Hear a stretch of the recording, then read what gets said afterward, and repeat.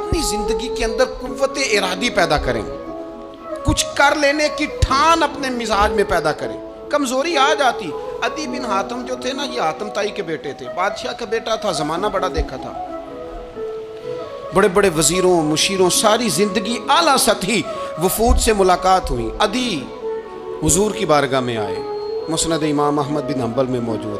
تو اسلام پر ابھی غربت کا دور تھا، چند لوگ مسلمان ہوئے تھے۔ نبی پاک علیہ السلام نے فرمایا عدی کلمہ پڑھ لو۔ تو عدی کہنے لگے میں تو پہلے ہی ایک دین کا ماننے والا ہوں۔ حضور فرمانے لگے جس دین کے تم ماننے والے ہو اس دین کو میں تم سے زیادہ جانتا ہوں۔ حضور فرمانے لگے جس دین کے تم ماننے والے ہو اس میں کیا یہ لکھا ہے کہ مال غنیمت کا چوتھا حصہ کھا جاؤ؟ کہنے لگے نہیں۔ تو فرمایا کھا کیوں جاتے ہو؟ عدی کہتے ہیں چونکہ یہ ہمارے اندر کی بات تھی بادشاہوں کی، تو میں نے فوراً سر تسلیم خم کر دیا، میں نے فوراً سر جھکا دیا، میں نے کہا آپ بات ٹھیک کر رہے ہیں۔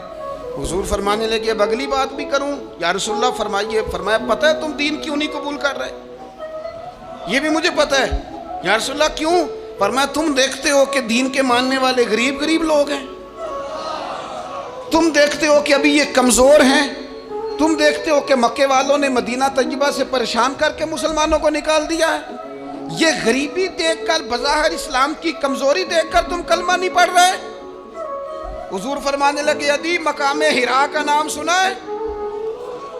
بڑی دور تھا علاقہ، وہ مقام حرا کا نام سنا ہے؟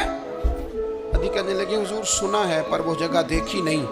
محبوب فرمانے لگے سن، میں وہ وقت لے کے آؤں گا، میرا دین اس طرح نافذ ہوگا کہ ایک عورت مقام حرا سے اونٹنی پہ اکیلی بیٹھے گی اور اکیلی آئے گی اور آ کے بیت اللہ کا طواف کرے گی، سوائے اسے اللہ کے کسی کا خوف نہیں ہوگا، رب کے علاوہ کسی سے نہیں ڈرے گی۔ یہ دور آئے گا، تو دیکھ رہا ہے کہ صرف مکے پہ حکومت نہیں دنیا پہ مسلمان چھا جائیں گے۔ اور حضور فرمانے لگے کسرا کا نام سنا ہے؟ کہا حضور وہ تو بظاہر اس وقت بڑا تگڑا بادشاہ ہے۔ فرمایا اس کے علاقے بھی فتح ہوں گے، وہ خزانے مسلمانوں کے پاس آئیں گے۔ اور فرمایا تو تیسری بات نبی پاک نے بیان کی، فرمایا تو یہ دیکھ رہا ہے کہ مسلمانوں میں غربت ہے؟ فرمایا عدی ایک وقت آئے گا لوگ دینے کے لیے نکلیں گے پر انہیں لینے والا کوئی نہیں ملے گا۔ ایک وقت آئے گا لوگ دینے نکلیں گے لینے کوئی نہیں آئے گا۔ عدی کہتے ہیں کہ میں رسول کریم کا کلمہ پڑھ کے مسلمان ہو گیا، اب پھر زیادہ دور نہیں گزرا، عدی رویا کرتے تھے، حاتم تائی کے بیٹے عدی رویا کرتے تھے اور رو کے بتایا کرتے تھے لوگوں وہ جو حضور نے فرمایا تھا نا بی بی حرا سے چلے گی اور طواف کرے گی، وہ بی بی میں نے اپنی آنکھوں سے آتی دیکھی، میں نے اس تنہا عورت کو حضور سید عالم کی پیشن گوئی کے مطابق بیت اللہ کا طواف کرتے دیکھا، اسے سوائے اللہ کے کسی کا ڈر نہیں تھا۔ اور عدی کہنے لگے وہ جو حضور نے فرمایا تھا نا کہ کسرا کے خزانے فتح ہوں گے، فرمایا وہ جب فتح ہو رہی تھی تو میں خود اس جنگ میں شریک تھا، مجھے اللہ نے موقع دیا، میں مجاہدوں میں شامل تھا۔ اور فرمانے لگے تیسری پیشن گوئی رہ گئی ہے، مجھے امید ہے وہ بھی پوری ہوگی۔ حضرت عمر بن عبدالعزیز کے زمانے میں آ کے وہ دور بھی آیا کہ لوگ زکوٰۃ دینے نکلتے تھے، لینے والا کوئی نہیں ملتا تھا، لوگ کسی کو غریب سمجھ کے صدقہ دینے لگتے تھے، وہ کہتا تھا بھائی لے جا میں تو رات خود دے کے آیا ہوں، لوگ دینے نکلتے تھے لینے والا کوئی نہیں۔ اسلام کی فطرت میں قدرت نے لچک دی ہے، اتنا ہی یہ ابھرے گا جتنا کہ دبا دو گے۔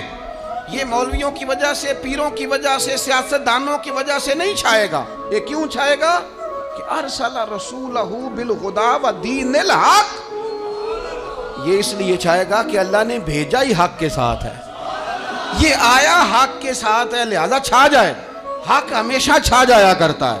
اور وَقُلْ جَاءَ الْحَقُّ وَزَهَقَ الْبَاطِلُ إِنَّ الْبَاطِلَ كَانَ زَهُوقًا، جب حق آتا ہے تو باطل خود بخود چھپ جاتا ہے، اور باطل ہوتا بھی مٹ جانے کے لیے بس نا یہ دین حضرت خباب بن الارت رضی اللہ تعالیٰ عنہ فرماتے ہیں ہمیں بڑی تکلیف دی کفار مکہ نے، قریش نے بڑا ستایا۔ نبی پاک علیہ السلام خانہ کعبہ کے ساتھ ایک چادر لے کے آرام فرما رہے تھے، ہم حضور کی بارگاہ میں گئے، یا رسول اللہ دعا کریں یہ تباہ ہو جائیں، تنگ بڑا کرتے ہیں۔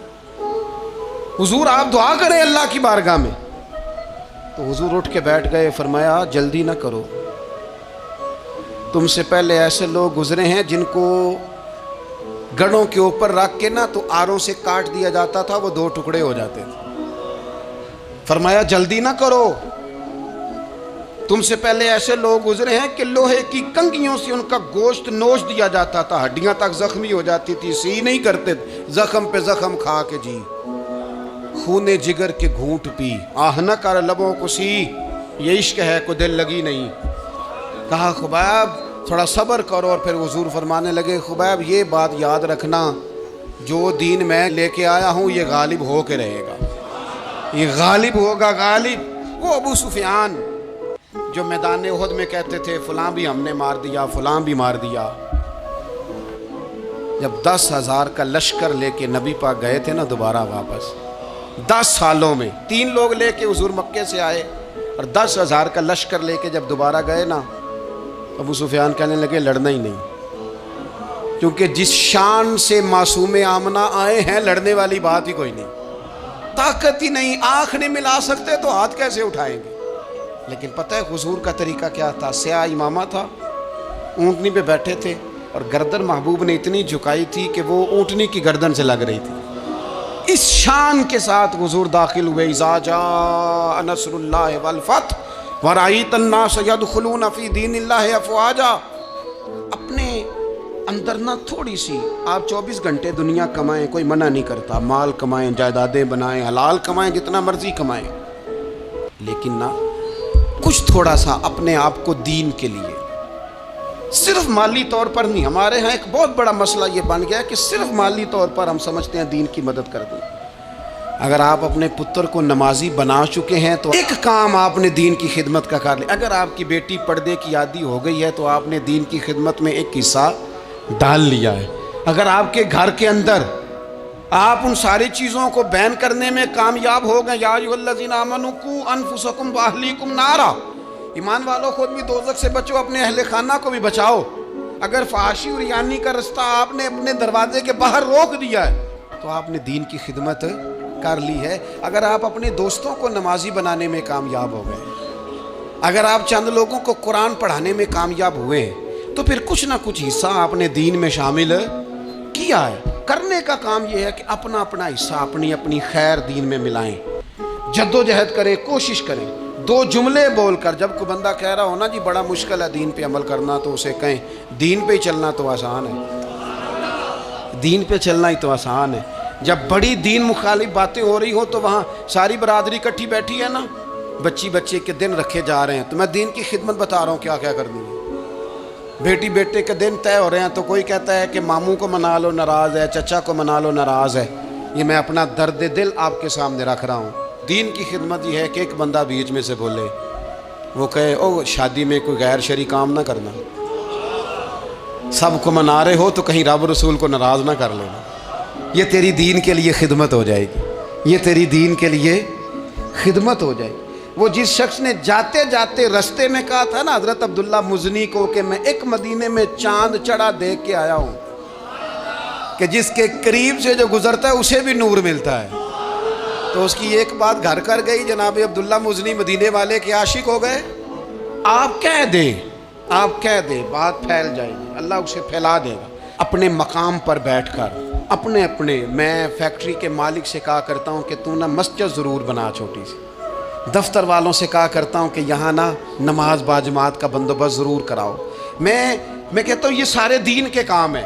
आप अपने अपने हल्का या असर में कहें यहाँ नमाज बाजमात होगी, यहाँ सवेरे आते ही पहले तिलावत होगी, यहाँ पहले कसीदा बुर्दा शरीफ, आप कोई खैर के काम में अपना हिस्सा डालते रहें। इंशाअल्लाह यहीं से चिंगारियाँ बनेंगी, यहीं से इनकलाब बर्पा होगा।